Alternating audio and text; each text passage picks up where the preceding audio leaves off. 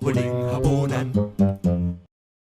of the Philippines accuses Wilson Anyawa and Andres Pamatid of the crime of estafa committed as follows. Dito nagsimula ang lahat. Ako si Wilson Nanyawa.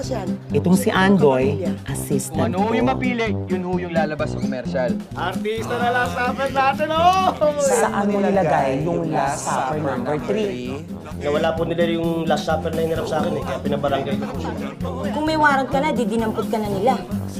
Magkunyari ka na lang na hindi ka ikaw. Wilson Nanyawa. Po. Ay, hindi po ako yan ha. Yung friend ko po yan. Itong estafa ha, 5 years yan. Saan po? Ay, edi sa kalabuso, saan pa? I pray your honor that this be marked Exhibit A. Ayaw naman po namin siyang patayin. Objection! Attorney, makatulong po ba kayo? Hindi ko na alam. Pulido kasi yung testimonya nung kabila eh. Diyos ko, saan na kaya napunta yung Last Supper number 3?